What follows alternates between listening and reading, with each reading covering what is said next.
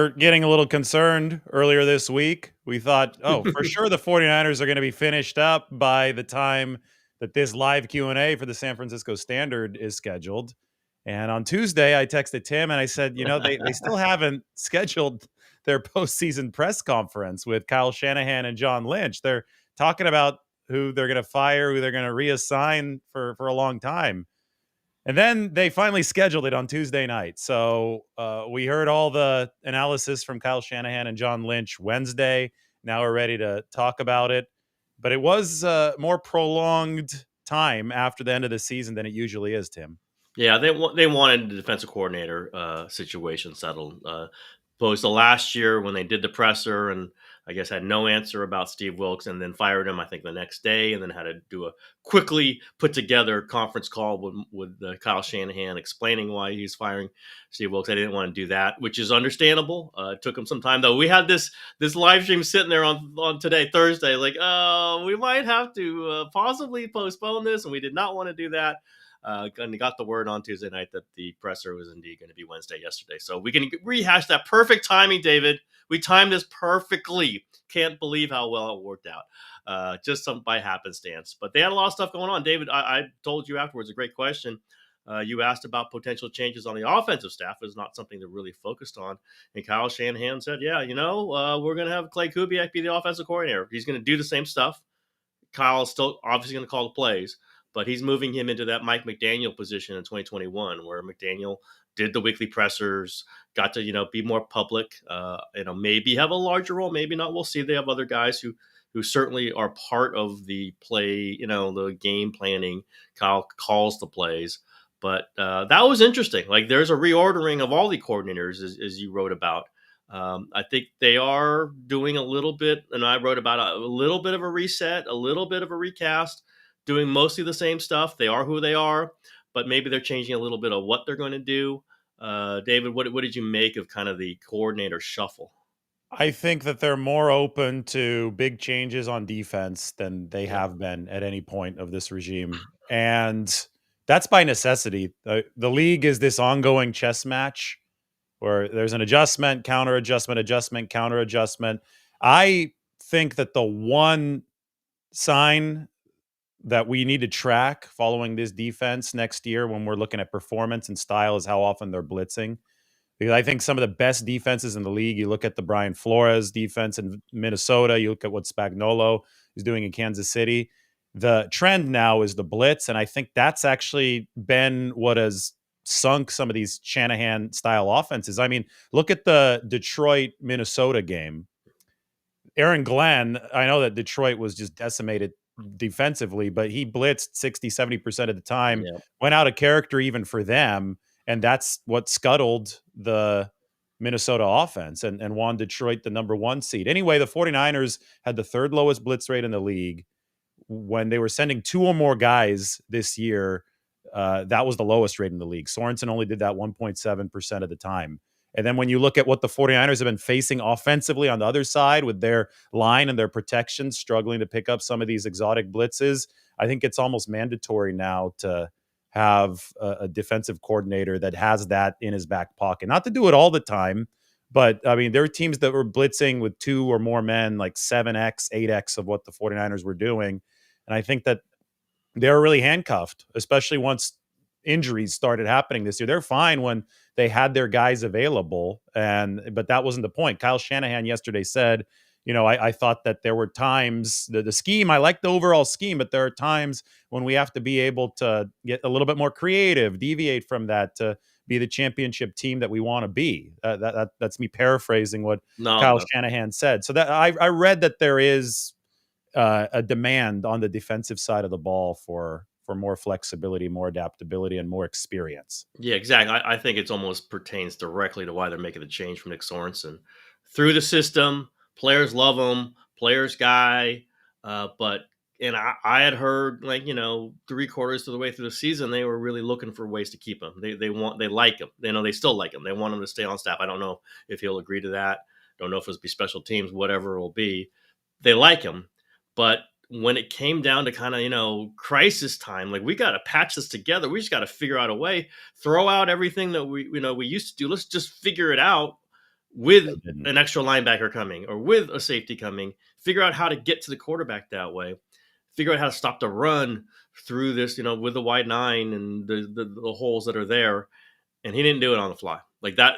As they were kind of patching things together, it didn't work out. And the last few games where they're giving up 40 points a game really was kind of, I think, a signal to Shanahan and maybe to Lynch that they need somebody who can do that, who has proven he can do that.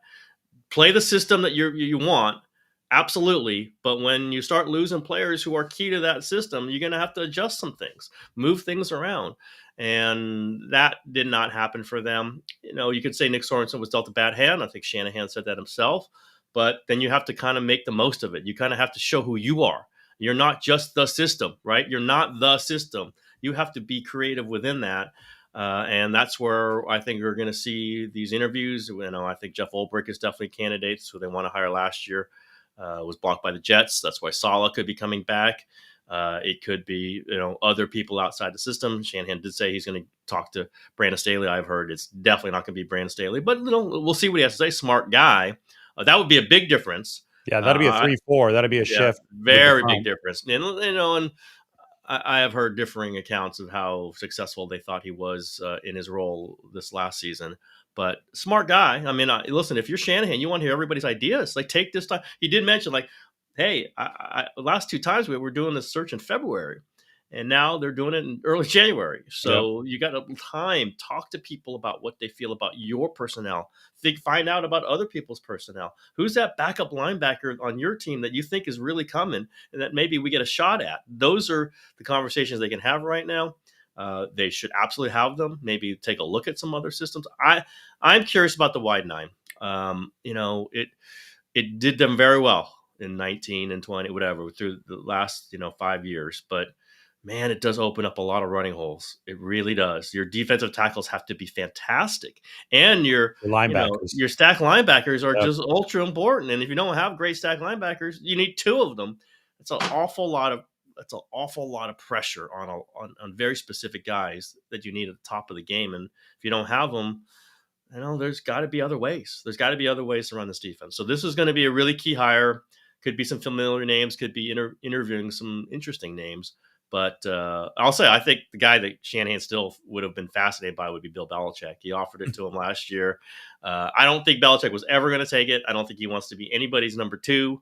You don't report to Kyle Shanahan, but man, I think Shanahan would have been fascinated to try to. Of course, that and they kicked the tires on Spagnuolo too. Absolutely, I think they asked the Chiefs, but obviously those were both no's, as you would expect. But it does show that, of course, they're willing to take that swing if it's there. And back to Spagnuolo, he's one of the most prolific blitzers in the league, and the 49ers have seen up close how well-timed, well-executed, well-disguised blitzes can wreck the style of offense that they're running. The Chiefs had 9 unblocked pressures in the Super Bowl that definitely turned the tide of that game 11 months ago. So I think that you're exactly right. The 49ers want more creativity, more adaptability on that front, because guys are going to get hurt.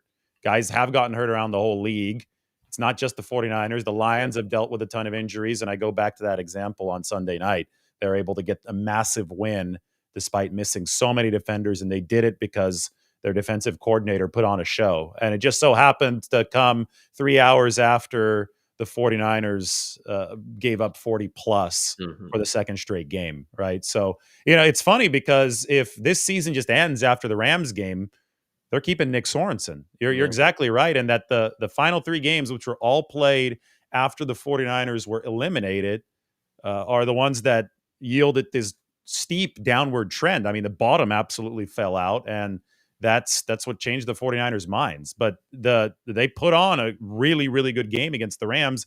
The only thing the defense really did wrong in that game was that they dropped 2 should-be interceptions from Matthew Stafford, but they were in good position. They had Nick Bosa back, Talanoa Hufanga back, and they had Greenlaw back for a half. But ultimately, they only had Greenlaw for a half plus 4 snaps in Miami. So 34 snaps on the season. And I'll tell you what, 2 security people at Levi Stadium yesterday, as I was leaving, I was saying bye. They asked me the same question. somebody on the street asked me about it too. This is the player. I think this is one of the favorite players of the 49ers fan base. I'm being constantly asked, is Dre Greenlaw going to return next year? That seems to be on the top of everyone's mind. And yesterday, Kyle Shanahan had explained, guys, this is a fluid situation. Yep. Even we don't know yet. And I think this is one of the trickier ones that we've dealt with in a while, Tim, when we're appraising whether or not a player will be back and we're talking about his contract. I know we were standing in the locker room discussing this the other day. Nobody's really sure what Dre Greenlaw's value on the market's going to be, because on one hand, he returned from an Achilles tear looking as explosive as he had before, just 305 days later. And that, to me, was jaw-dropping. But on the other hand, he only lasted 34 snaps this year. So he's checked the box of explosiveness, which I think is borderline miraculous that soon after the Achilles. But he hasn't checked the box of durability. And then there's all kinds of other variables in this, including, will the 49ers stick with the wide nine? Who's the defensive coordinator next year? What's the 49ers salary cap situation going to be exactly once they start, really hammering out the parameters of the Brock Purdy structure? So Shanahan went on this long answer yesterday trying to explain, eight to 10 different things are going to go into this Dre Greenlaw decision. But I do think that the 49ers want him back. The question is, will it be possible? Will it be feasible given all the other dominoes? Yeah, is there a defense coordinator out there on another team that says, I got to have this guy? That's kind of what Aziz Alshire when D'Amico wanted to get him, and the 49ers could imagine. Now, he was not coming off an injury, he was not coming off a starting role, but will there be a similar situation? I don't think so. My guess is there's not that huge salary out there. You can't. How could you possibly predict that this guy's going to be able to play 17 games next season? It's likely that he will not. Whatever games he's going to play, he's going to be great because we saw it. But we also saw the way he moved after that game. David Ostill froze in my mind. Like, he could barely walk, literally could barely walk. It's an NFL body after a game like that, after coming back from what he came back from. Can the 49ers give him a 1-year deal, make it right by him? And he is, broken his body for you. We know that. And 1 year, $8 million, 1 year, $7 million. I don't know, build incentives and let him use that as a platform to his next contract. I think they can. I think, the questions you're being asked by security guards are the questions, same ones that guys all over the building. They love Dre Greenlaw. The players love what Nick Bosa said is his favorite teammate ever. You can see why. He's infectious. He has an energy and a joy and a ferocity that everybody wants to follow. Don't know when he's going to be able to play, how often he's going to be able to play. I think they end up bringing him back. I do. Hufanga may be in a similar situation, but might not be. You've got other safeties. Can you even give him a 1-year bridge contract? I don't know. They are better with him out there, but they've got to believe that Jair Brown can be better than he was this season. This was kind of a backward step for him. He's still talented. He's still a pretty high draft pick. That one I'm not so sure about. I think Greenlaw, the motivations there. Now, again, that doesn't mean somebody out there, the Titans, can't offer him 3 years and I don't know. Maybe they can. I don't think that's there. Maybe they can. I think the market is really going to be the decider on this one. If there's not a great market, he should return to 49ers because he's really good here and he's great with Fred. And it's a possible way to get to the playoffs with his guys and then see where he is after that year. And his fiance, during that whole social media drama the other day, where he had a going away party because I guess they're moving, but NFL players do move after the season. A lot of them don't live in the Bay Area. Most of them do not live in the Bay Area. First, but there was Sydney Warner, Fred Warner's wife, did post that free agency's taking him away. But then in the comment section, once they realized that this had blown up on social media, Dre Greenlaw's fiance wrote that she's praying that he is able to re-sign with the 49ers. They have to think it might be the end, right? You always have to think it might be the end. So you have and I guess if you're moving the second the season is over, since you're going to be living somewhere else in the offseason anyway, you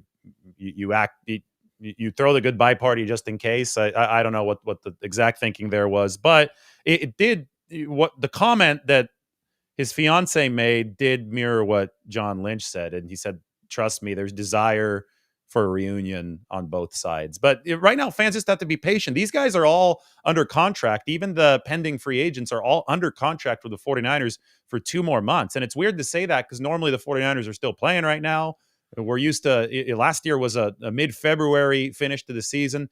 And then there was less than a month until the start of free agency. So it's bang, bang at that point. You're turning around and having to talk about the roster and free agency. Now there's a much longer run up period. So this is not going to be resolved in all likelihood all that quickly. We're going to be sitting here waiting a little bit longer. But that's one thing that Kyle Shanahan and John Lynch actually are viewing as the silver lining in all this. They have not only more time to see their players physically recuperate after the marathon seasons that they've stacked over the past few years, but I think also Kyle Shanahan and John Lynch, there's a little bit of a psychological break here. And I think you noted it, Tim, either in your article or somewhere on social media, that you thought that Kyle looked a lot more Yeah. invigorated at his postseason presser than he normally does. Livelier. He hadn't been Yeah. through the grind. They would rather be tired in February, doing this in February, because that means you've played a long time in the postseason.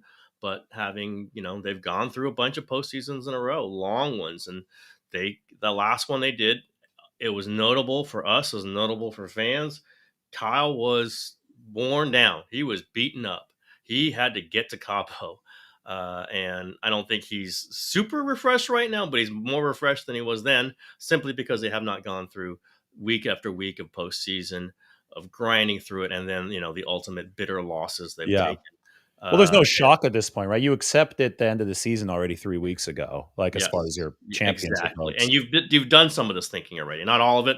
Clearly they had not made the final decisions on Sorensen. I think they had made a decision on Brian Schneider, the special teams coach, because that was announced very quickly. So But you had a great exchange with Shanahan, and then Lynch interjected. I thought this was awesome on so many levels, Tim, because it was a very good question. Shanahan has downplayed special teams in the way that he's talked about it, but then I thought it was a really good look into John Lynch, the stabilizer. I think he's the stabilizer in that building. And he sensed that Kyle was a little flustered by your question, and he stepped in and he answered. And then Shanahan came back and gave an answer that I thought was also really good, because it is an interesting situation with the special teams. They have invested in it, but I do actually believe that the problem has been almost a subconscious one. I do think that yes, it does go back to some of the offhand comments that Shanahan has made, because I feel that he broadcast that he's energy not to the making it whole just to building. us. He's not making those comments Yeah, just to us, right? So exactly. that's So one thing about Kyle, is like, he is what he is, and I respect that. But yeah, it's not just us. Go ahead. exactly. But then when he went back and started talking after Lynch talked, he made the if he's I thought that he really changed his tune. I thought that he talked about special teams in a way that he hadn't talked about before. And that might be the change, the shift that the 49ers need, because they have players, they have depth on this roster that they have George Odom, who's the NFL special teams tackles leader for 2 years. They used the third round pick on a kicker, although that kicker probably isn't going to be the guy for them. And Mitch Wishnowsky was also hurt, the punter, the fourth round punter. But still, they have invested there. But I do think that the issue is more subtle. And I think you got at that with your question. And I just appreciated the entirety of it. I appreciated Lynch stepping in. I appreciated Kyle speaking. I don't know. What was it like from your perspective? Well, he was zeroing in on me. That's fine. Kyle and I have a relationship. We can go back and forth. He's like, "What do you mean? What's the example of that?" And I just said, "Yeah, you don't know. You don't go out for your kickers tryouts." And that wasn't the greatest examples of when he put me on the spot. That's fine. I could have said, "You don't even know the name of your kicker sometimes," which is what he said about Matthew Wright, I think. Uh, and again, the joking is part of it. It is part of it. Yep. It's like, he does not care, and he doesn't mind if you know he doesn't care. And so I had Josh about the APs, obviously friend of mine, friend of everybody, and he came up afterwards. Hey, I see Kyle told you, put you on the spot because he's joking that he does care about special teams. And I say, no, I think the reaction was, he knows I know that I'm right. Like, he doesn't care about special teams. He can't say that, so he was going to be little playful, little sarcastic, whatever he is, and that's entirely cool. But he does not care, and he doesn't want to pretend he cares that much. Like, other head coaches care more. Other head coaches care about the same, but say they care. And he isn't going to pretend he's going to be out there for the freaking kickoff drills. He's not going to be there. I get it. John Harbaugh is, right? Pete Carroll in his history was, Andy Reid's hired the best special Well, teams coach in history, Dave Topp. I have mean, you but yeah, seen Tim? Have you seen the Belichick video when he's asked about long I know. snapping? Yeah, he loves it. He So loves so it. yeah, he gives a 10-minute answer about the history of long snapping, and you could tell he is just obsessed. And Yep. guess what? The Patriots were a consistent top 3 Yeah, special teams. exactly. It's so it's did I expect Kyle to say, "You're right, you got me. I don't care. And now on this day, I shall now forever be involved with every special teams meeting and every no." But you can be more involved, or you can get your special teams coach to understand how committed you are, which translates to the players and possibly to the actual games. You can. It isn't just investing in in players or in salary cap, although that's certainly part of it. But it's just like part of it, like you've never try a fake punt, you never try a fake field goal, you never do anything exotic. I think that kind of leads you like they're just kind of get through the game plays, right? He just wants to get through them and he doesn't want to win with them. And that just kind of is like year after year or year of this. I think that's an explanation. Maybe not one game, 1 year, but the whole totality. There has to be a overarching reason for some of this. Other special team, Richard Hightower. It's these teams under these special teams under different years, different times, different players, different kickers, and they usually stink. So I just thought it was an interesting moment. You're right. It was the whole thing. The Lynch jumping in was hilarious because he just didn't want it. Like I think he just didn't want it to get fired. I don't know what he wanted, but it was He didn't want it to fine. go viral. He thought that could Exactly. be Yeah. contentious. Yeah. And that's okay. I could have rattled off more example, whatever. Again, I think people understand and Kyle understands and I understand we're good. It's just there's going to be some moments like that because I'm going to raise that topic and see what his answer is. Very compelling, I thought, and happy to provide it for everybody. Kyle and I are happy to provide content, but there is let's see who the special teams coach is. Let's see if there's really like Kyle is embracing it. It's going to be hard to exactly tell what that means. It's nuanced, but maybe stroll out there early at practice. David, have you ever seen Kyle out there early in practice when they're doing special teams drills? No, I haven't. No, no, he just And doesn't do it. He doesn't do it. yeah, and I think his reaction, the defensive reaction, said it all. And but I do think it hit such a code red situation critical this year that you can't ignore it. I mean, they were bad in 21, but also in 21, that's the year they didn't retain Hightower. Very ironically, that season, it was special teams that won them the game in Green Bay, the snow game, because Green Bay special teams was even worse. Like Green Bay special teams in 21 was probably the equivalent of the 49ers special teams this year. Although this year they lost, if you looked at the advanced metrics, they lost 65 expected points of value on special teams alone. Wow. So I think they were like minus 40, minus 50 in point differential. So special teams was literally the reason that they were negative instead of positive Well, in point differential. Shanahan's mentioning accurately the games they've lost early in the season to the Rams, the Cardinals, and the Seahawks. And one of them, just right there, the Rams game was lost because of special teams. There is no question the Rams game was lost because of special teams.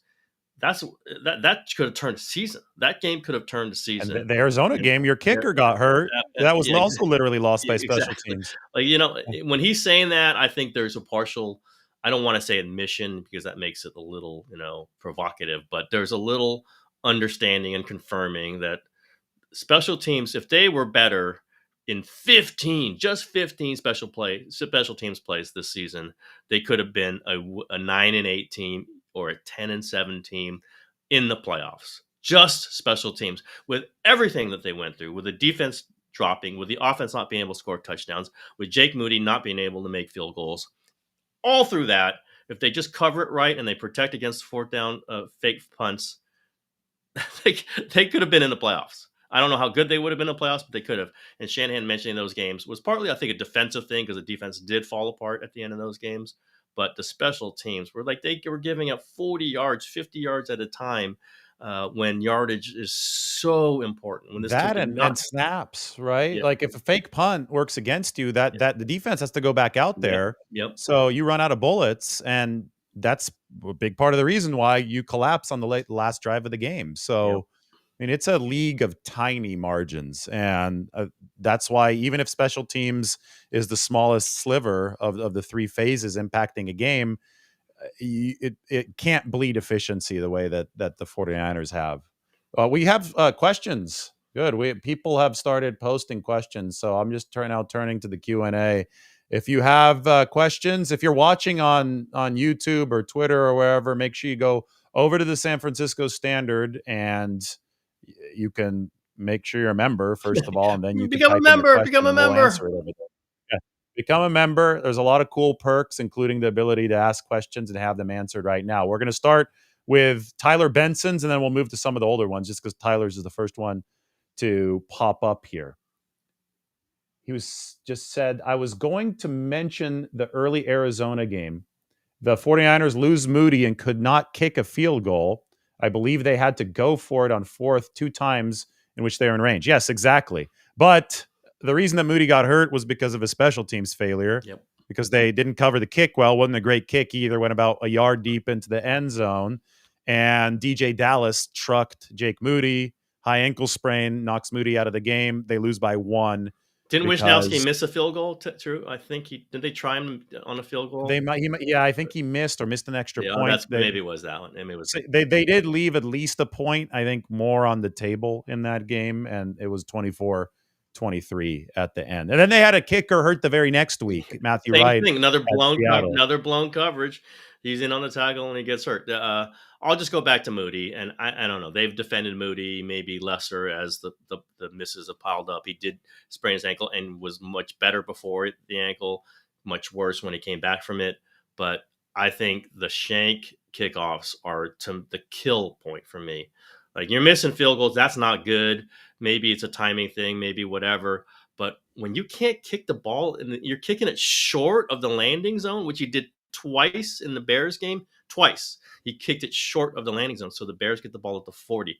The 49ers lost that game, that'd be another game that you could have said special teams were a huge part of it. And that's just Jake Moody unable to actually kick the ball where he's supposed to. That's bad. That was a choke to me. Those were chokes. And if you're choking on kickoffs, what are you going to be in important field goals? I know he made the 250-yarders in the Super Bowl. He's talented. The guy's talented. I mean, in training camp, he's kicking the ball like as the best kicker of all time when we're watching him kick in training camp. Gets to games, he's not that good. I just can't see how they can bring Moody back. Maybe they give it, a kickoff, 3 guys, 4 guys in minicamp or training. I don't know. Competition. I would just say, just move on from him, get to another guy. We saw Matthew Wright and Anders Carlson make their field goals when the 49ers just signed them off the street. You can find another guy. I'd take one of those guys over Jake Moody. I absolutely would if I'm the 49ers.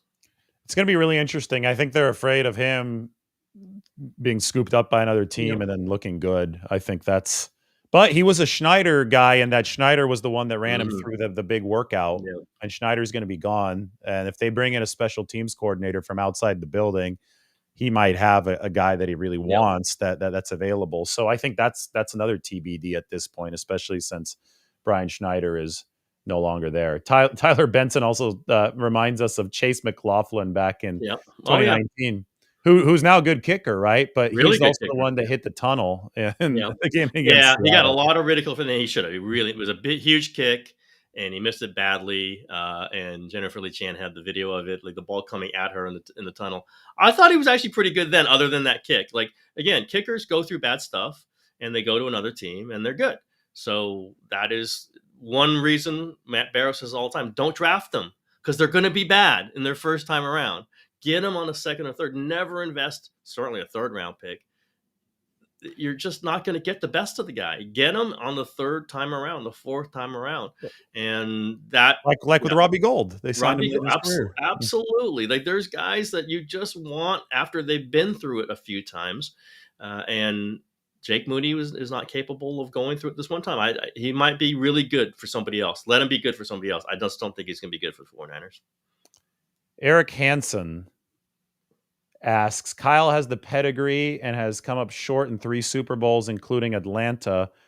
Why not get Gruden and kick Kyle upstairs? Yeah. None of that's happening. And I was always, why is Shanahan the only offensive coordinator who has signed a loss in a Super Bowl? He's the only one. You don't ever hear, oh, the coordinator lost that game.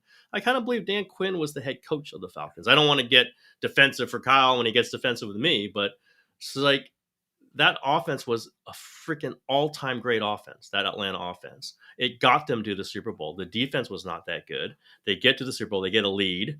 One or two plays that Kyle probably wish he would have back when they're up in the Super Bowl, but only one or two, not 15 of them. And the defense could not stop the Patriots. And so that loss is assigned to Kyle Shanahan and not Dan Quinn, not the whole team. And they had a lead on the Chiefs in overtime and lost Super Bowl. You can talk about whatever you want to talk about, but I've written about this, and I do feel strongly where fans are more mad about a team that almost wins a championship than a team that doesn't even come close. What the hell is that? That's stupid. And yes, if he does not win a Super Bowl, if this keeps continuing, yeah, he will not be considered a great head coach. Guaranteed. Absolutely believe that. You ultimately need one, Yeah. But to be more mad over having a lead in the Super Bowl and losing than to be over somebody who loses in the first round or who cannot get there is insanity to me. Yet it comes up over and over and over again. And also assigning an offensive coordinator to loss in the Super Bowl. Insanity to me. It's just not right. And I just will not go with it. And John Gruden was a disaster with the Raiders in a second time around. So I'm not even going to, I can't even address what John Gruden would be like in a situation. He might get hired again. I don't know, but I will not believe that John Gruden is the guy because he won a Super Bowl. What was that now? 22 years ago, 23 when he years came ago? into Tampa Bay and essentially inharated Tony Dungy's team, right? And he coached them well. Well, but that was a long time ago.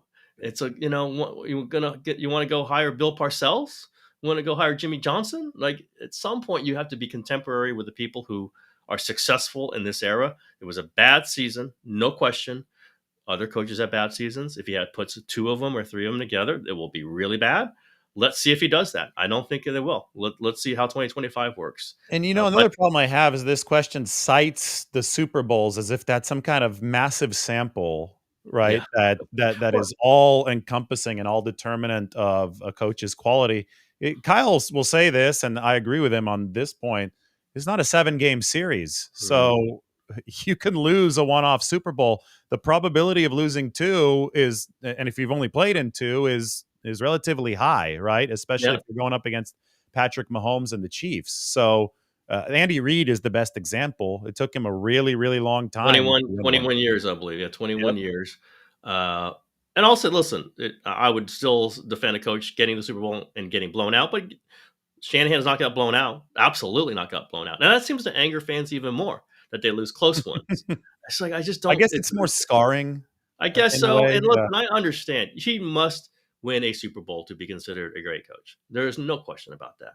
But there are mediocre coaches who won Super Bowls, and there are great coaches who haven't. So I just, one Super Bowl win is the ultimate definition to me, in the middle of a guy's career for an incredibly great coach. So, but it'll be raised again. Listen, they got to win. You got to win. I will always acknowledge that, and they have not won a Super Bowl. Barry asks, the loss of McCaffrey for the season, wasn't that a major factor? Yeah, obviously it was a big factor. Christian McCaffrey is an awesome player.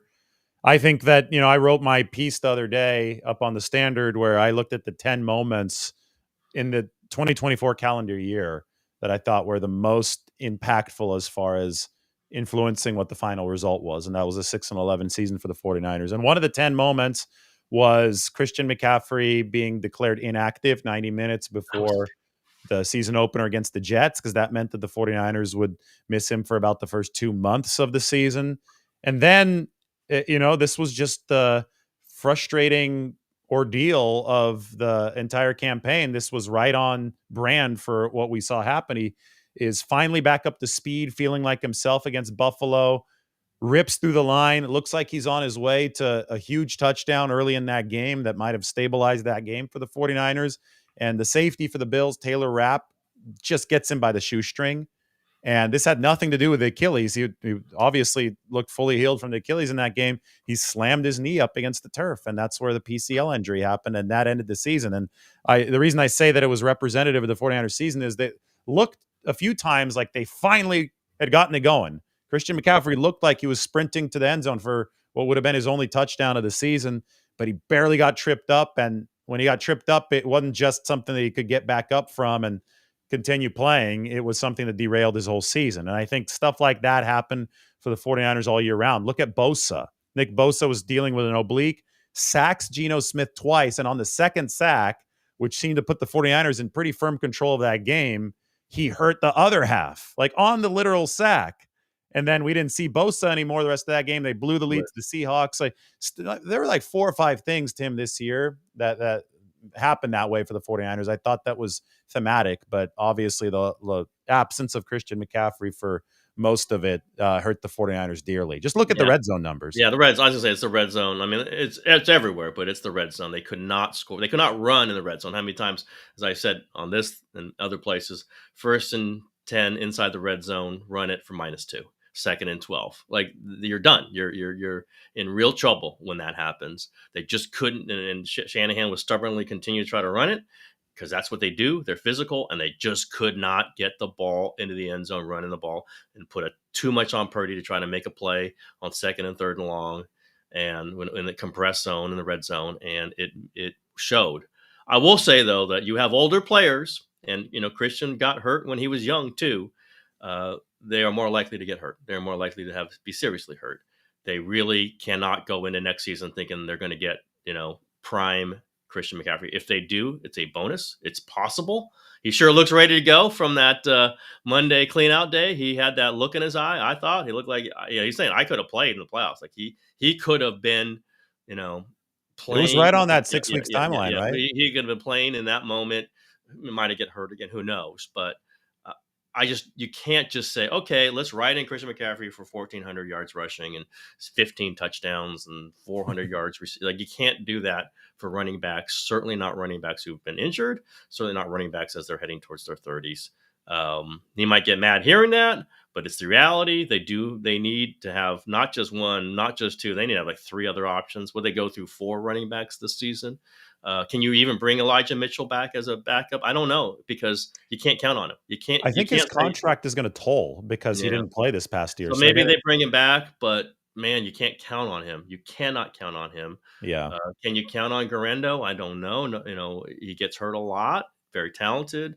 JP Mason, free agent, correct? I believe Restricted free agent. restricted So free that's agent. going to be fascinating because Yeah. his running was dominant this year. I mean, a lot of the advanced contact metrics put him with Derrick Henry, but his impact in the pass game, there wasn't that cohesion between No. him and Purdy that the 49ers need. So where do they value Mason? And they have ultimate say here because he is a restricted free agent, but there's a chance another team does Market swoop prices, yeah, in. market prices really Yeah. might determine that one. I just don't know. Like you need 2 more running backs. Just like they go through them, it happens. Now, if Christian plays like he did 2 years ago, then you don't need anybody. But you don't know that. You can't know that. You just need a reliable 2-way threat from running back. I don't think they'll probably draft one in the 3rd round, and fans will get mad, and he might not work out. But you just need to layer it with multi-talented players because that's what makes the Shanahan offense go. The running back who can get you tough yards and also catch the ball just makes things. It just draws a defense to have to do things it doesn't want to do, and that frees up other things. And we did not see that this season. Nick asks thoughts on where the 49ers draft in the 1st round regarding position of most need. I'm a huge best player available advocate. I think most of the league thinks that way. I think the 49ers have tripped up in the draft whenever they've strayed away from that. They try to go strictly position for position. In 2020, when they drafted Javon Kinlaw, they were picking right around this time. They were number 11 is the pick this year. And obviously that didn't work out. They wanted to replace DeForest Buckner. And I don't count the quarterback discussion into all of this, but obviously they were very specifically targeting Trey Lance, and that didn't work out in 2021. But every bit of data about the draft suggests that it's a crapshoot, that even in the 1st round, you can't be sure of a player being a good player. So you're just trying to maximize your chances. You're throwing darts against the wall.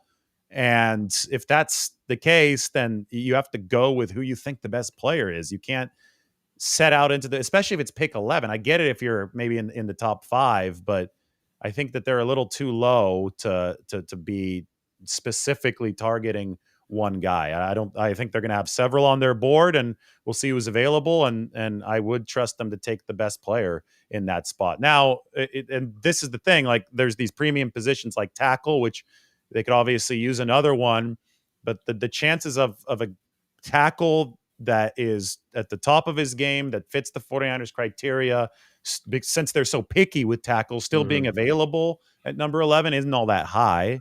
So again, I always just go back to my best player available mentality.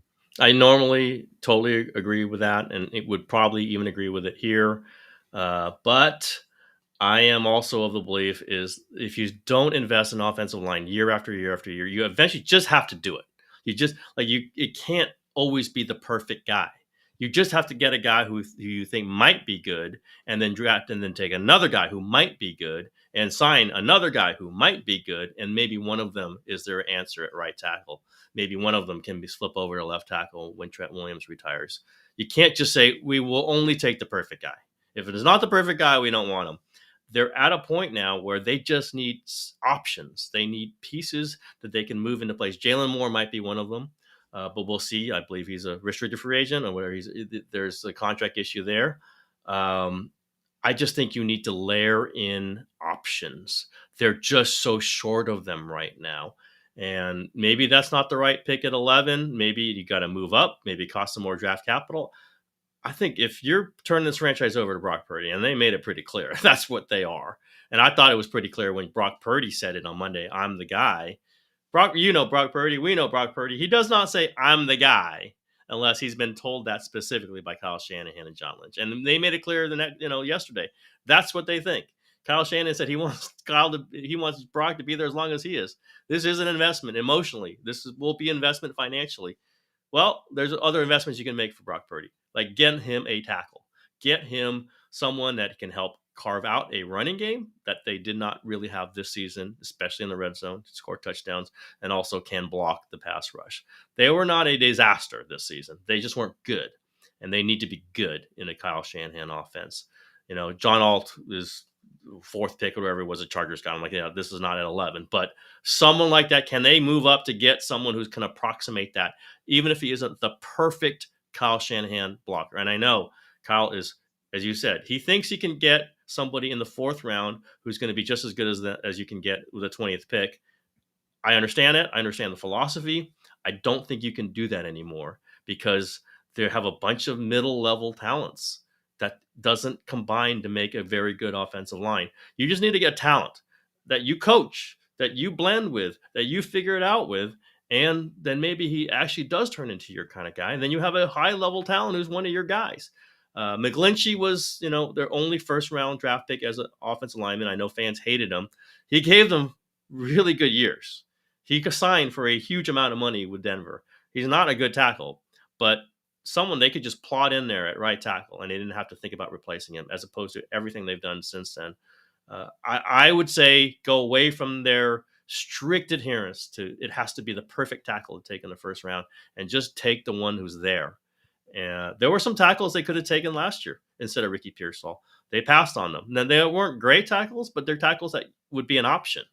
And I just think they need an option. They can't just turn their nose on someone who isn't their perfect guy at such an important position. That's what Well, my belief. remember too, and this is probably a worry for a little bit later in the draft, but or wherever they try to obtain players through free agency, they need to address left guard and center. Yes, that too. It's it's the offensive line is really interesting to me because it got significantly better on the right side this year. It was a disaster on the right side last year, but Pooney was a big revelation for the 49ers, and McKivitz took a step, and I think it was because he was playing next to Pooney. I think there was a lot of benefit there. You still you could use an upgrade there, but they weren't atrocious anymore on the right side, but they regressed severely on the left because Trent Williams was hurt for a lot of the season.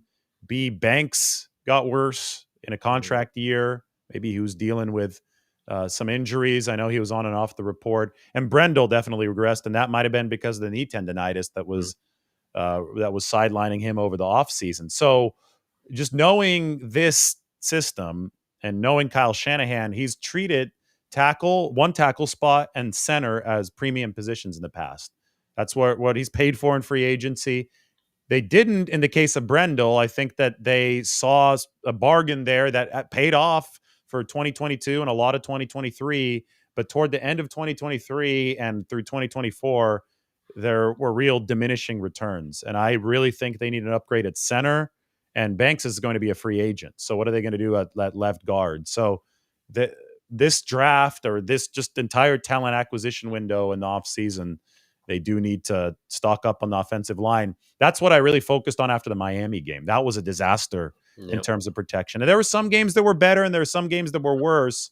But when you're getting blown up in the middle, and especially in a scheme where the center is identifying the rushers and the protection and setting all that, then the quarterback's not going to have a chance. And if they're going to invest in Purdy, which they will, you have to give him a chance. That line has to be at a certain level of competence in pass protection and in run blocking to set up that pass protection. Like you do that stretch run, it doesn't work if you're taking all that time to get to the outside when guys are flowing up the middle and you have no cutback. You're done. All they have to do is stretch it out, and then they have those guys blasting up the middle, and you're done. You're losing 2 yards.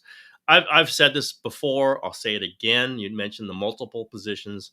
If you can draft a tackle, play him at right, you move Pooney to left guard, and you move McKivitz to right guard. There's my solution. You still need a center, but that helps 3 positions, in my opinion. 3 positions. And they've been looking for adaptable linemen for years. So they believe all the linemen they have on the roster right now, not all of them, but a lot of the linemen they have, Pooney included, they believe can play multiple positions. So they're set up to do what you're talking about. I just think I don't think McKivitz is a left guard. I think Pooney is much more of a left guard. And you can make McKivitz, who I think is a decent player, not a great player, but maybe much more suited to being inside. Just like if you can start doing that, then you really put together an offensive line that starts to make sense. And then that right tackle, who's young, if you draft the right guy, can be your future left tackle. Like how many things can you answer with one draft choice? That's my thing. Again, maybe it's not their 11. Maybe they can't move up to 8, or there's like one tackle I think that seems to be a top 10 guy. I forget who it is, a Texas guy, I think. Maybe they can't get him. I think they probably can. Throw in a 2 or whatever, and you're solving 4 positions, 3 positions maybe, and then you sign veteran center who knows the system, and then all of a sudden like a weakness turns into potential strength. These are things that I think the Rams kind of done it on the fly, and the Rams offensive line looks decent now. Not great, but decent. They just need to be able to get to a like survivable structure. That's what like Shanahan was talking about defense. Like we learned losing guys. You're always going to lose guys. Let's get to a survivable baseline where we know we're not giving up 40. We might give up 28, but we're not giving up 40. On the offensive line, you might not be perfect. You might not have all pros. Can you get to a point where you can run in the red zone? That's it. Let's be able to run in the red zone. Kyle can scheme them up. They can move up. They did this year, right? They got yards this year, but they could not get the precious yards because the offensive line was getting moved off and they didn't have McCaffrey. I just think the offensive line solves a lot of things with a couple of moves. But I threw that out there last year with a bunch of tackles available, and they didn't do a tackle at all. And it's a worse tackle class this year. Yeah, so maybe they don't do it again. I would offer it up again as my solution to a lot of different problems, knowing that Shanahan, he said it on my podcast, they just don't believe that spending that much capital on a tackle if he isn't a perfect tackle. Yeah, Penei Sewell would be yes. John Alt probably would be yes, but most everyone else is a no. And then you end up just kind of going, wait a minute, now we kind of could use a tackle here, just any tackle, and they don't have that. You were there when R.J. Gillen and Tariq Ahmad talked after the draft, right? In the auditorium, in the corner, and I forgot if it was R.J. or Tariq said what you just said. They said it's really hard for a tackle to meet our threshold of value and to fit the scheme in the first round. So you can watch the tackle situation, and I'll be paying really close attention to what they do at center. Chris Dahlman's son is going to be a free agent. Drew Dahlman out of Stanford. I thought that he would have been a really good fit 4 years ago. He was drafted by the Falcons. So that could be somebody that the 49ers bring in. His predecessor with Atlanta, Matt Hennessy, is actually a 49er now. So in Atlanta, it went Alex Mack at center. And we know Alex Mack and Shanahan have that connection. Shanahan brought Alex Mack over to the 49ers. Mack's successor was Matt Hennessy. 49ers have Hennessy now. They picked him up from the practice squad of the Falcons. And the successor to Hennessy in Atlanta was Drew Dahlman, who's going to be a free agent. So they can go through all of these Atlanta centers that trace back to Alex Mack, who's the dream Shanahan center. We'll see if they That's do not add bad. Dahlman That's this not bad. offseason. That is, and you know what? The general manager kind of likes Stanford guys, as my understanding is. Yeah, I might have been a wildly little off on biased. that. How many Cal guys have even been on the 49ers? I know Jake Tonjes is a Cal guy. It's the only one I could think of I over the can't course think of of the it. years. Yeah, I can't think of the kicker. Right, who was that kicker long ago? They had a kicker, I think, from Cal, but not often. They are a Stanford. Well, they're close to Stanford. Like Yeah, they just there's been and they Tyler. hired a coach from Stanford. They I have a am Stanford. They have multiple coaches from Stanford. Multiple coaches, pretty good ones too. I'm reading.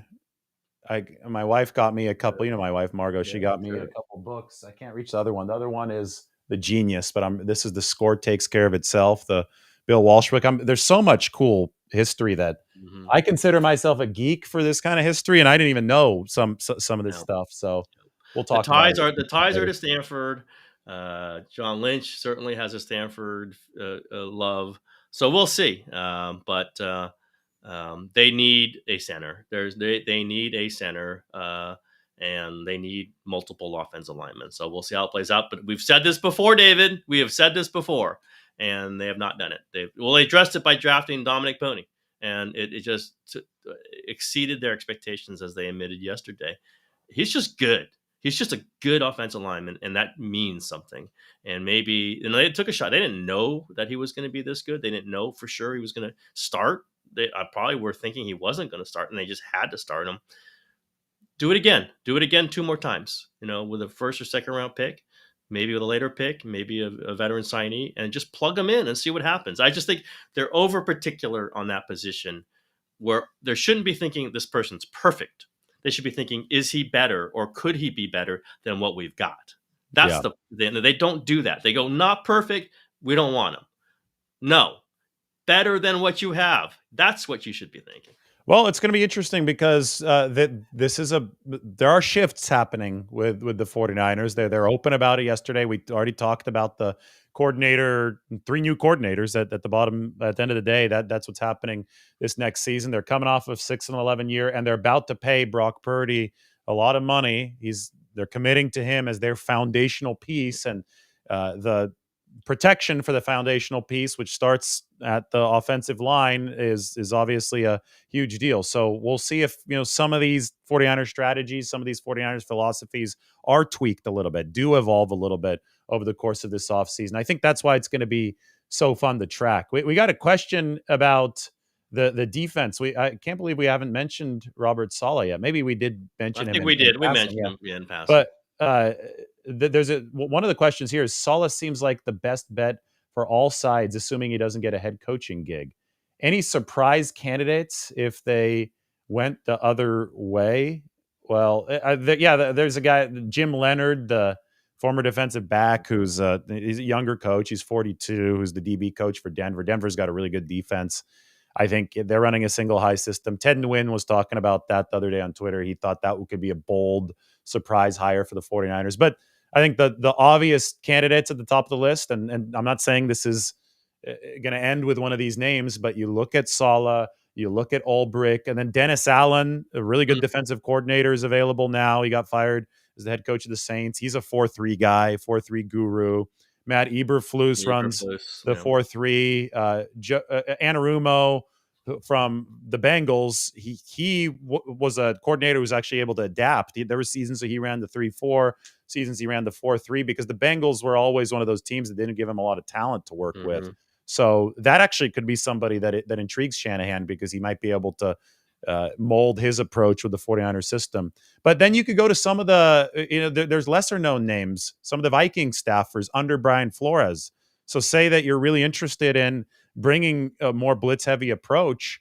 Well, Flores has got some lieutenants, some disciples who probably he's the number one blitzer in the league. He's blitzing 57% of the time. So if there's a surprise hire, I think it's a guy like Jim Leonard from Denver, successful assistant, on a successful defense, or one of the assistants on the Minnesota defense to bring over some of the scheme that I think is really taking over the league as far as the antidote to these Shanahan style systems, these amorphous defenses. See what Van Ginkel is doing in Minnesota. It seems like he intercepts or has a chance to intercept a screen pass once every other game, and Yeah. it's because you never know where he's lining up, and these defensive coaches are deploying him as this chess piece. It's really cool to see.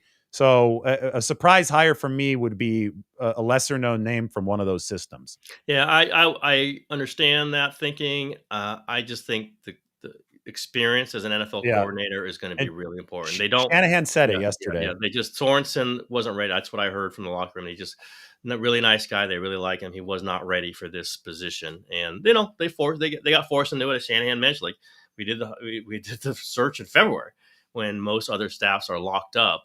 Uh, they tried other things. I'll throw one wild card out there just for this live stream. We know his affection for Bill Belichick. He would love for Bill Belichick to be on the staff. He's not going to be. He's coaching in North Carolina. How about Steve Belichick? How about Ah, that one? I don't think he had the title in New England, but I think he called the place. I think he did call the place for a couple of years under his dad. Obviously, his dad had huge influence on that defense. Was a coordinator at University of Washington. There's a little experience question there, but I'll tell you what. I have talked to Kyle several times about his fondness, his respect for. He's kind of in awe of Bill Belichick. Steve Belichick. I don't know. I don't know anything. I don't think it's going to be this. He's probably got to go with his dad. He is with his dad at North Carolina. I'm just saying, if you want to out of the envelope, if Kyle just gets a wild hair, if Kyle just feels like let's try something really interesting with a lineage of, we know he likes sons of coaches, right? He is a son of coach. There's many other sons of coaches, sons of players, sons of. He doesn't like talking about it, but he does like it. I'll just throw that out there. If this happens to be Steve Belichick, people will say, I heard Kawakami threw it out there and it sounded ridiculous on this live stream for the San Francisco Standard. I've just kind of been thinking in the back of my mind, knowing how much. I mean, if you want to talk to Kyle, just say, let's talk about Bill Belichick, and Kyle will stop and talk to you. So let's just keep that one way off on the side, but I will be the first person to mention that name just to see.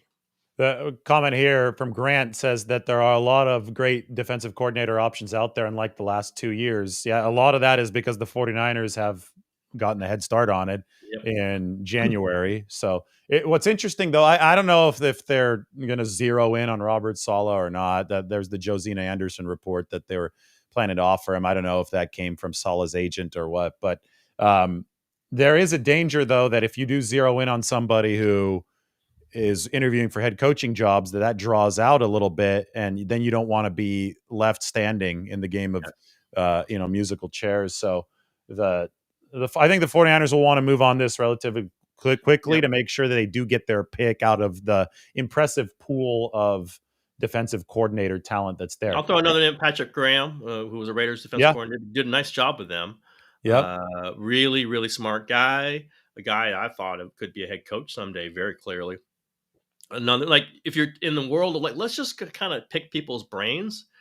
If I'm running a search, I want to pick his brain. I want to hear what he's thinking. I want to hear what he thinks about personnel. That's a name. And I don't know that they're going to interview him. I don't know how this is all going to work, but that's a name I'd put on the list too. We have time for one more. Thoughts on the wide receiver room for 2025? This is from Nick. I feel the 49ers need a more vertical threat versus underneath guys like Debo and Jennings. They obviously need a pure explosive X. That's why they paid Brandon Ayuk the money that they paid him. They missed him this year. The stat of the year for me regarding the 49ers offense was they ranked dead last in average separation at the time of catch or attempt. And that was directly tied to the fact that your man-beating wide receiver Brandon Ayuk was MIA for the start of the season. Then once he finally looked like he might get going, then he got hurt. And then Christian McCaffrey, who's also a man coverage beater, was unavailable for most of the season. So obviously they need separators whether they do that through speed or, just through more agility.